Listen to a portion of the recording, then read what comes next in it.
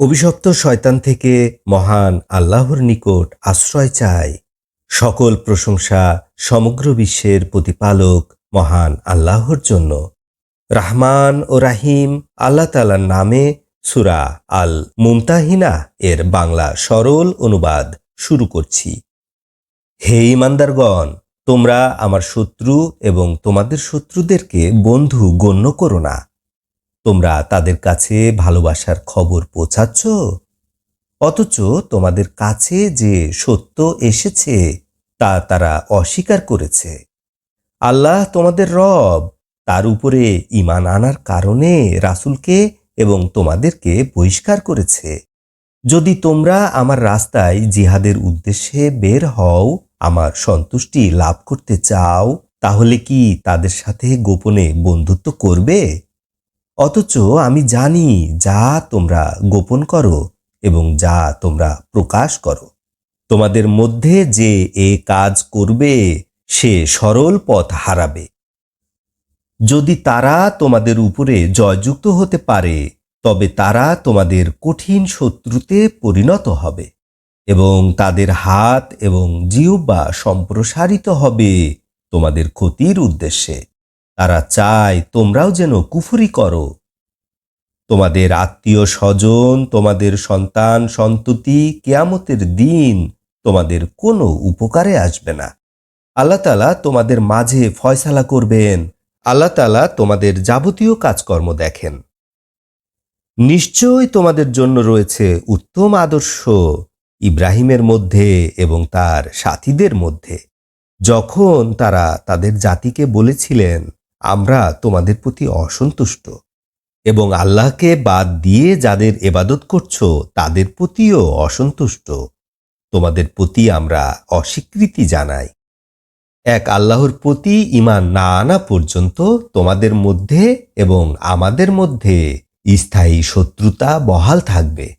ইব্রাহিম এর একটা কথা ব্যতীত তিনি তার পিতাকে বলেছিলেন, অবশ্যই আমি আপনার জন্য ক্ষমা চাইব।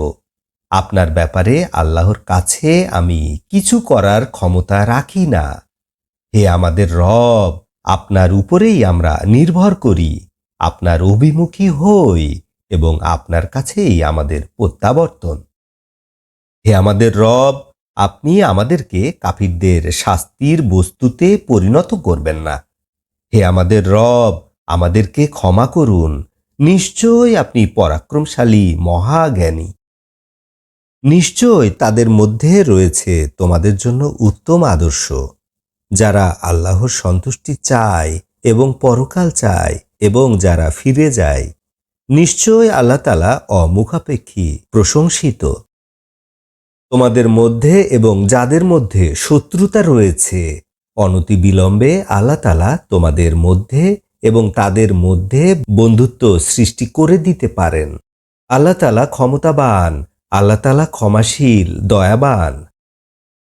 আল্লাহ তাআলা তাদের সাথে তোমাদের সম্পর্ক স্থাপন করতে নিষেধ করেননি, যারা দ্বীনের বিষয় তোমাদের বিরুদ্ধে যুদ্ধ করেনি, তোমাদেরকে বাড়িঘর হতে বহিষ্কার করেনি, তাদের সাথে তোমাদের সদাচরণ ও ন্যায় বিচার করতে বারণ করা হয়নি।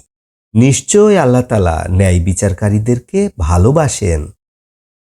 নিশ্চয় আল্লাহ তাআলা তোমাদেরকে তাদের সাথে সম্পর্ক স্থাপন করতে নিষেধ করেছেন, যারা দ্বীনের ক্ষেত্রে তোমাদের বিরুদ্ধে লড়াই করেছে, তোমাদেরকে বাড়িঘর থেকে বহিষ্কার করেছে এবং তোমাদেরকে বহিষ্কার করতে সাহায্য করেছে, তাদের সাথে বন্ধুত্ব করতে নিষেধ করেছেন।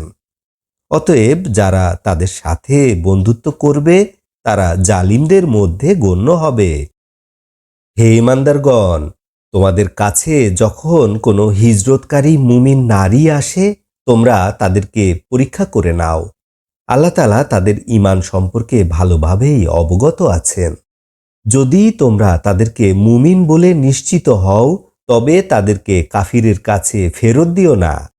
এ নারীরা তাদের জন্য হালাল নয়, ওই পুরুষেরা এই নারীদের জন্য হালাল নয়। কাফিররা যা ব্যয় করেছে তা তাদেরকে ফেরত দিয়ে দাও। তাদের মোহরানা দিয়ে তাদেরকে বিবাহ করা তোমাদের জন্য কোনো অপরাধ নয় এবং কাফির নারীদেরকে তোমাদের বিবাহ বন্ধনে রেখো না। তোমরা যা ব্যয় করেছ তা চেয়ে নাও এবং তারা যা ব্যয় করেছে তা তারা চেয়ে নিক। ইহা আল্লাহর আদেশ। তোমাদের মধ্যে আল্লাহ তাআলা আদেশ দিচ্ছেন, তিনি জ্ঞানী, তিনি প্রজ্ঞাময়। তোমাদের স্ত্রীরা যদি হাতছাড়া হয়ে কাফিরদের দখলে চলে যায়, তবে তোমরা যখন তাদের উপর সুযোগ পাবে তখন যাদের স্ত্রী চলে গেছে তারা যে পরিমাণ ব্যয় করেছে তাদেরকে সে পরিমাণ ফেরত দিয়ে দাও। আল্লাহকে ভয় করো, যে আল্লাহর প্রতি তোমরা বিশ্বাসী। হে নবী, যখন বিশ্বাসী নারীরা আপনার কাছে বায়াত গ্রহণের জন্য আসে যে তারা আল্লাহর সাথে বিন্দুমাত্র শরিক করবে না, চুরি করবে না, জেনা করবে না, তারা তাদের সন্তান হত্যা করবে না, হাত পায়ের সামনে কোনো অপবাদ রটাবে না, কোনো ভালো কাজে আপনার অবাধ্য হবে না, আপনি তাদের বায়াত গ্রহণ করুন। তাদের জন্য আল্লাহর কাছে ক্ষমা প্রার্থনা করুন। নিশ্চয় আল্লাহ তাআলা ক্ষমাশীল, দয়াময়।